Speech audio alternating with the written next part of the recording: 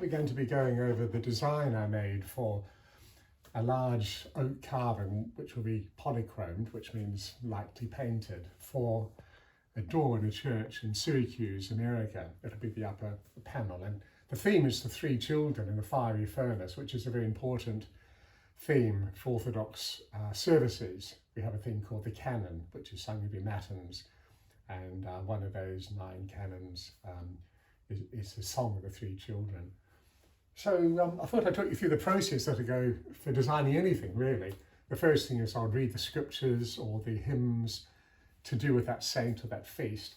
And there are always different things that one can emphasize. So you've got to select one thing normally to emphasize, and everything else hangs off that, like you have a trunk and then the branches come off. So in this case, mainly because the early images in the catacombs of Christ's resurrection were often the children in the fiery furnace. So this is like Christ descends into Hades and then saves people. So we know from the scriptures that Nebuchadnezzar saw a man in the furnace, and of course we know the three children weren't harmed by the heat. So this is like a prophecy of Christ descending to Hades and saving the three children, which is the whole of humanity. So I decided to link it a bit to the resurrection icon. So here you have the angel of the Lord, and he's got wings, we know he's an angel. But I wanted something joyful as well, partially because this door is in an already fresco church, and there are Christ with the children on the right. So we wanted something that children would really love. So I wanted a movement and dance, and some icons of the three children have a dance in them. So the other thing that I do before I design is collect icons of the particular feast. And you can see here some of these ones, some are old, some are new. In this particular one, this is from Novgorod, I saw them dancing. So that's what gave me the idea of having them hold hands and dancing. So in the midst of what should be the most terrible thing you could happen to you, being burnt alive, they're praising the Lord.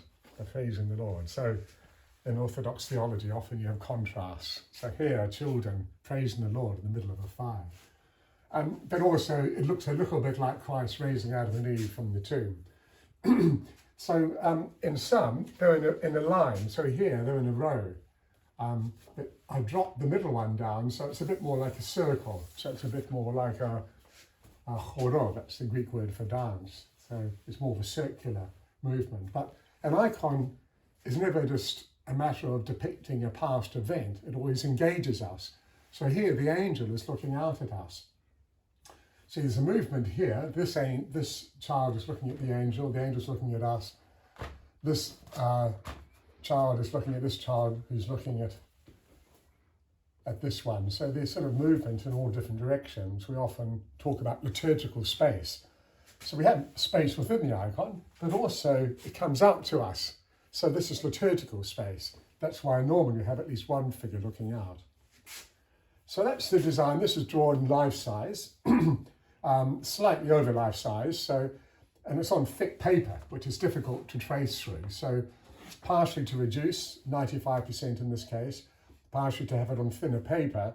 I took it to a wonderful photocopying shop, which can do big work, and had it reduced. So this is the reduced version.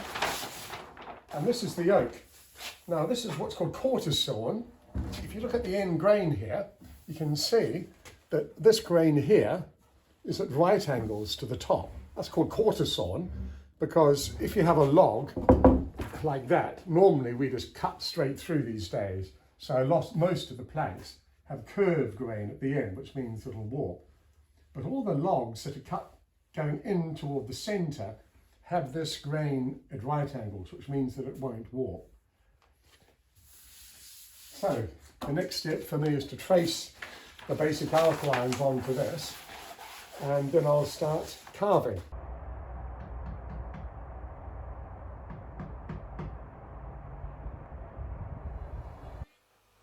Sadly, to keep the cost down, one has to use noisy machinery sometimes, and this is a router.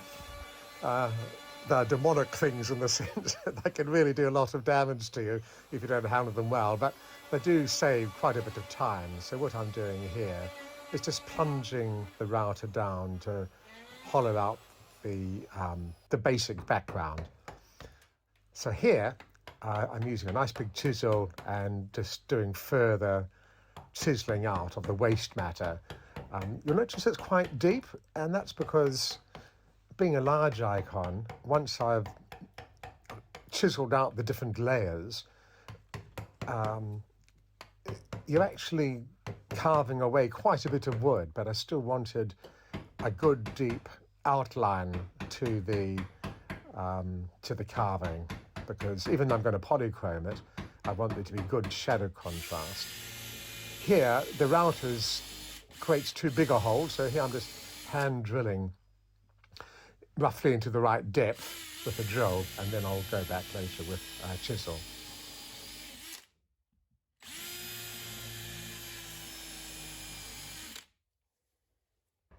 Notice this lovely big fat chisel. I bought this second hand, and I think it's probably pre-Second World War.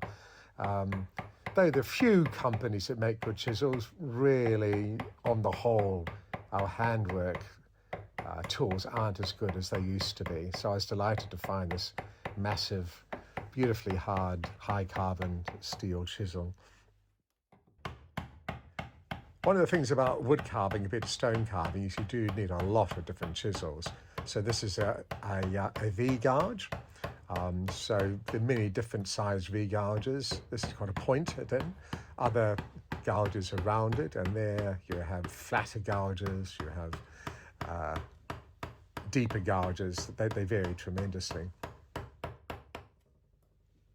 I was very keen that the oak that was used had a fairly flat grain, so when you're carving along, you're not being dragged deep into the wood because the grain is going downhill. But fortunately, there's this fantastic company of, I think, just two men called Quarter-Sawn Oak, and I bought this Quarter-Sawn Oak from them, and they really chose an excellent 3 planks, I think it is, which was all glued up. The wing will actually have 2 levels. You've got 1 level back there, so you've got quite a bit of space there to push back. But I want a general sort of flow like that. So there's sort of 2 levels. There's the overall level further back from that, and then this sort of level like that. And then I'll start modelling that way. So you're sort of breaking up a complex shape into its sort of 3 or 4 main layers. There was a danger that, especially it's sad if you've got a lot of depth to play with, as we have, that you end up having everything flat. So just a little bit of wave there will give it more life. Before we get to the really artistic stuff, there's a lot of hard work carving away the waste and just establishing the basic layers of depth. One thing about the icon tradition is that the emphasis is always on the face, and in Greek the word face means person. So that's why I'd like to carve a lot of depth around the face, so that gives me plenty of scope for getting deep expression in the face. And one way to do this is, having carved the outline of the halo, actually carve, how do I put it? A bit like a saucer. I carve deep into the halo, so it's not just flat, and that allows a greater depth to work with the face.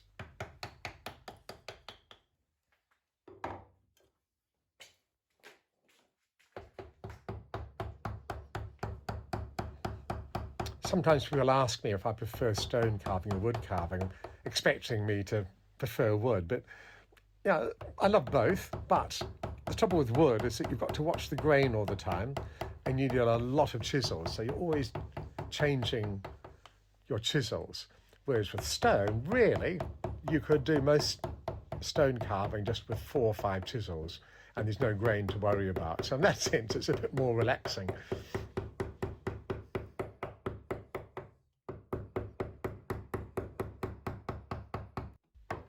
This oak was really, really hard, so it was hard work doing it. It took quite a lot longer than I expected.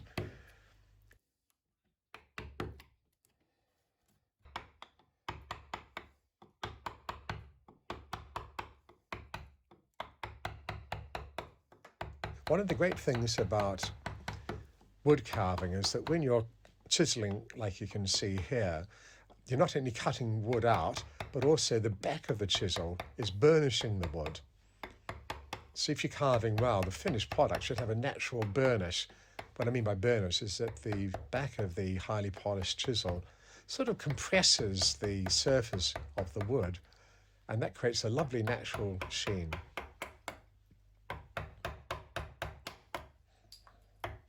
It's important to have a comfortable posture, which is why I've got the oak vertical, and I can, it's just sitting on a ledge, sloping back about 10 degrees, so it holds itself in place. But then I'm free to lift it up, turn it around, any sort of angle that I wish.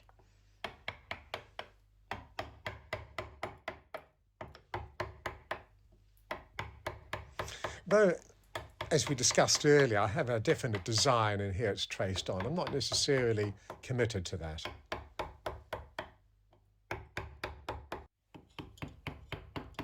Here I'm cutting the outline, but notice that I'm not cutting right up to the line. So really this is removing waste to about 2 or 3 millimeters of the edge. So as I've removed most of the waste, then I'll go back in and cut right up to that line. Sometimes you lose concentration and you carve in the wrong direction, you can splinter wood a bit. So you have a bit of grace carving away from the outline. One trick when you're doing this is, instead of having it the V symmetrical, if you want that to remain vertical, you just tilt it a bit. So that is cutting directly down. If it's a soft one, sometimes you will just get a straight chisel like that and cut down directly. But this tends to be a quicker way if you're got a really hard wood like oak. Now sometimes I will change the design, even though I've got a pencil design and I've worked on the pencil design quite a lot. You're thinking while you're carving the whole time.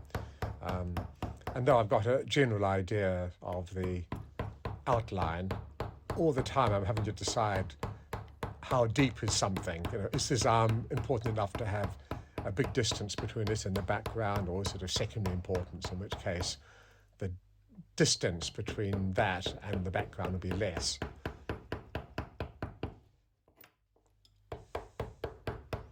Of course, as we get closer to the final surface, one is doing it more and more carefully. Here I'm just really hacking out large amounts, more or less as quickly as I can. When you're professional artists, you've got to find ways of working quickly but efficiently. You can't expect people to pay you just to work unnecessarily slowly and inefficiently. So I find that's a great thing about art. On the one hand, especially with iconography, on the one hand it's a heavenly work. You're trying to express divine, exalted things. On the other hand, it's hard work and you're trying to make it efficiently, both for the sake of the client, so you're not having to charge a lot, for yourself, so you can pay your bills. So I just love working with liturgical art, because you're bringing together not opposites, but let's call them opposites, heavenly things and really down-to-earth things. God created the material world, and I just rejoice in matter, rejoice in the matter that God made, because it's made in part for him to communicate his love and wisdom to us, and also gives us an opportunity to express our love for him by creating what I would call a poem in wood. We can write poems, we can sing, but my job is to make wood and pigment or stone articulate in the praise of God.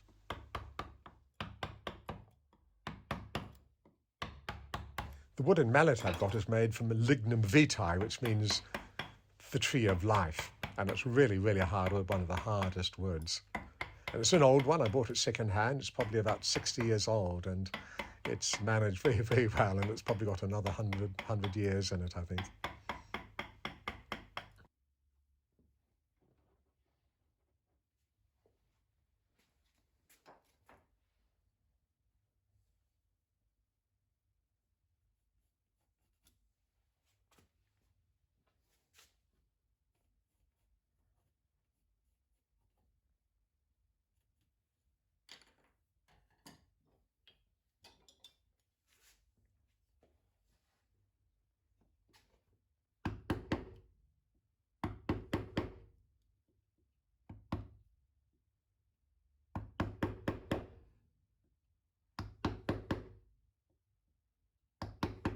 So when you get closer to the end, often one does work by hand. So here you're just gouging out using hand pressure. You might wonder why I've got earphones on.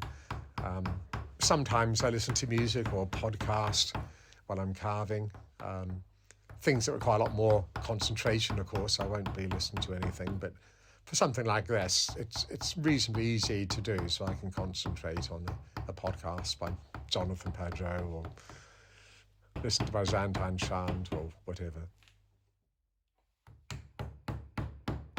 You can see in the background some images that have inspired me. The one on the right is walrus ivory or an ivory, and I just love these masterpieces of medieval carving.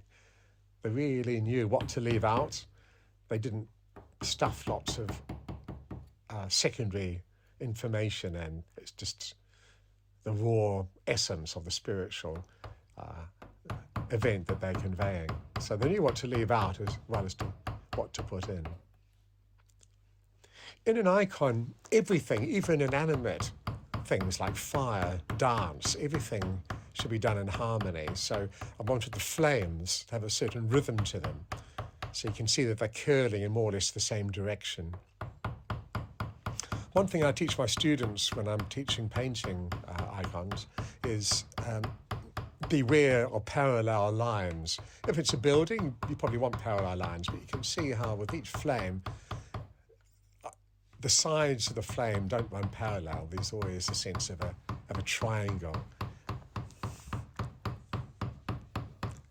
Really in nature do you see parallel lines, neither straight lines. One might think of the horizon as straight. In fact, it's not. It's slightly curved, of course.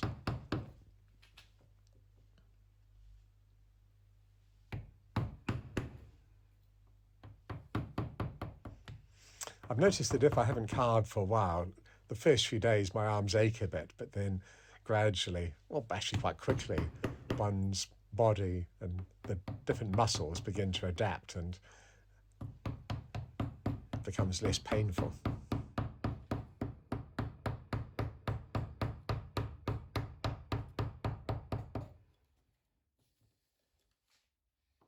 You might be wondering how long it will take me to finish this. I didn't really keep a tally of the hours, but I guess it was about a month full-time carving. That's 8 hours a day, 5 days a week. And then the polychromy, again, I didn't record the total hours, but I think that's about 5 days. A lot longer than I thought. So altogether, this was the commission, which ate up a lot more time than I expected. So in fact, if you did be professional, one of the skills is as accurately as one can, estimating the time taken so you can give a quote.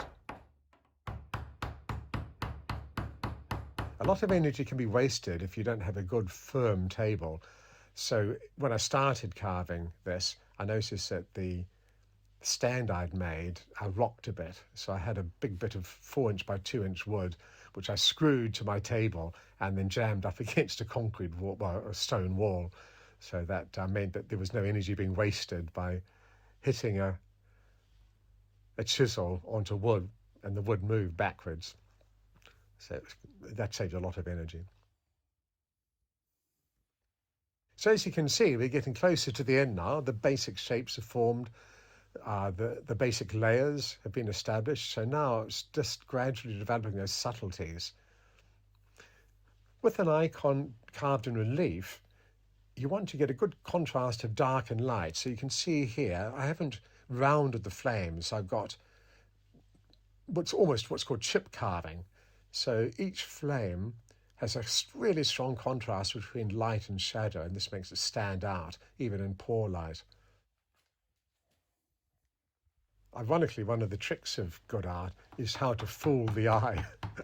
So think of a coin, for example. Think of a leaf on a coin. If you measured the high point and the low point, you'll probably find that it's only about 1 millimeter depth. But a really skilled modeler of a portrait done in relief will make it look really, really deep and modelled. But in fact, that is working in probably 1/10 of a millimeter, that they can achieve a great sense of depth. You can see the photographs there. They're of a carving I did one at a Veron monastery at Mount Athos, getting ideas for the face there.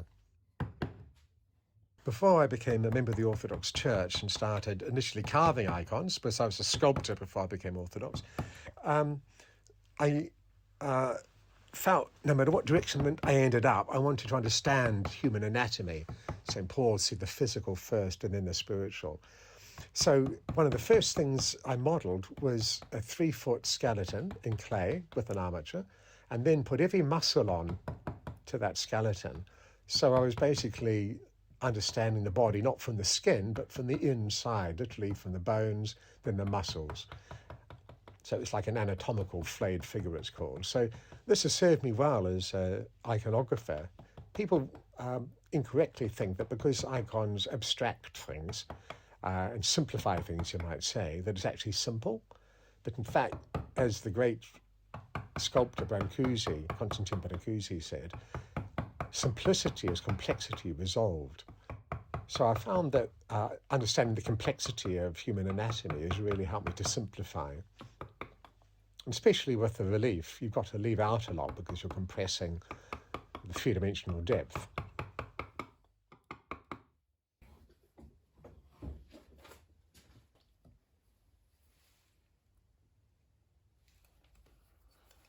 With eyes particularly, it's important to get a sort of spherical thing going, so you need to sort of push in there and push in there to create a sort of deep shadow at the ends.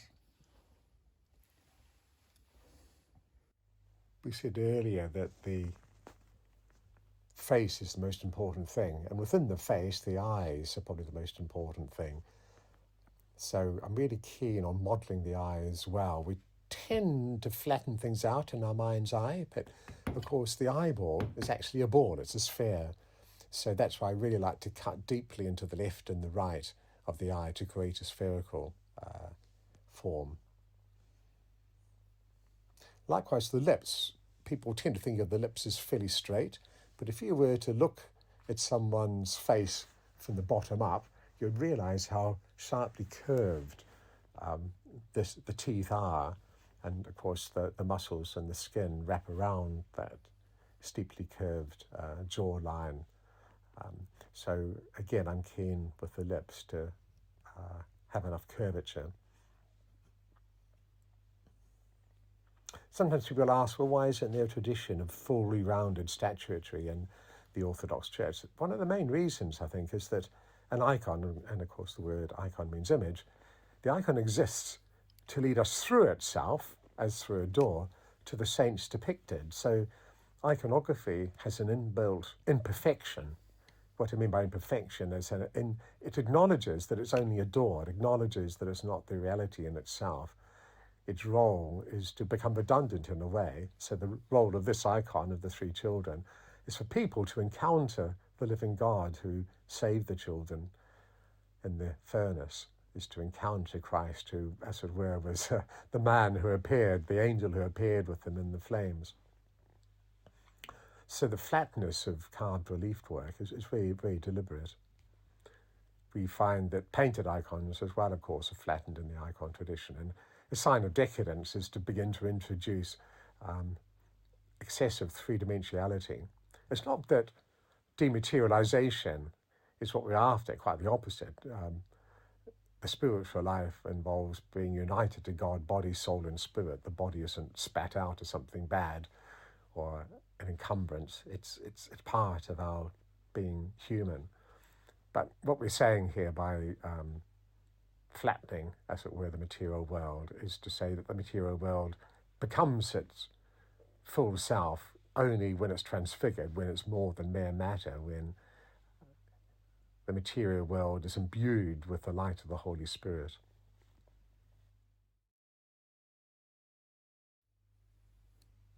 A friend of mine, Paul Martin of blessed memory, who died sadly recently, a brilliant painter and teacher of painting, he said he teaches his students 3 loves. Love the material you work with, love the people you're painting for, and love the people you're painting. And I just love good tools and good material. So as well as praying for the people who are going to pray in front of us, and asking the prayers of the people I'm carving. I'm also just really loving the feel of the material and the well-made tools. There's nothing like a beautifully, lovingly made tool with a good handle, good hard steel that does the job in this case.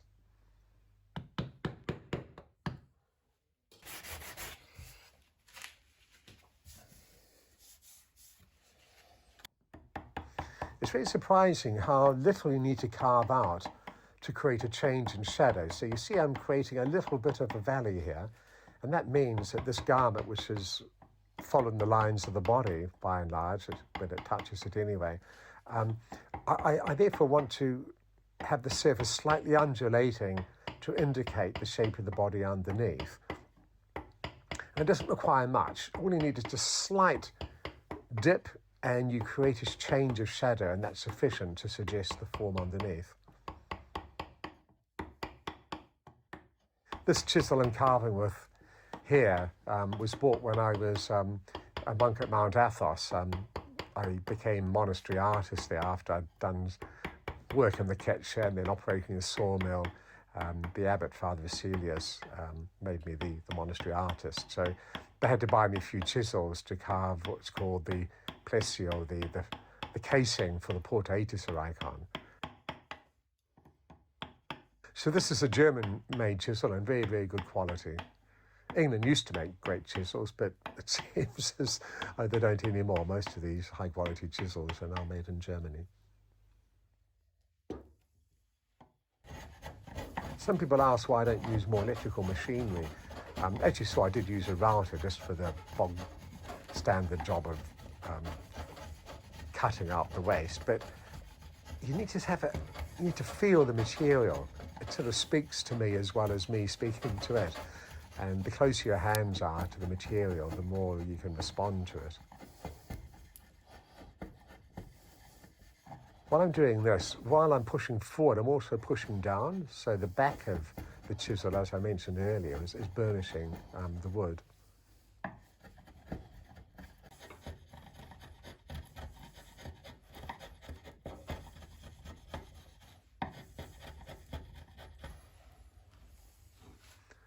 So here I've got handmade riflers, files. Purists will be scandalised by me doing this. So rifler is a form of file. I try to avoid using these if possible, but because this work was going to be polychromed, I actually wanted a reasonably smooth surface. If it wasn't polychromed, I'd want to have the chisel marks more evident. But this rifler was also a way of moving things on, so it was taking a lot longer than I expected. This icon on the right is the face of this carving I did while I was at Aveyron. The carving was of Christ and the miracle of the fish. This was carved for the fisherman's hut. Father Ioannis, a monk at Aveyron Monastery, was a fisherman at the time. So I was commissioned to do a carving of Christ and the miracle of the fish in oak, which is inside, and then I made a bronze cast of that, which is outside, actually on the seawall where the fisherman's kelly is. So though my face will be different, I use that as a reminder of different elements. You can see how the shadow creates a real depth in the eyes. So that's one reason why I carve the eyes deeply, so that the eyes, which are the icon of the soul, are what our eyes are drawn to.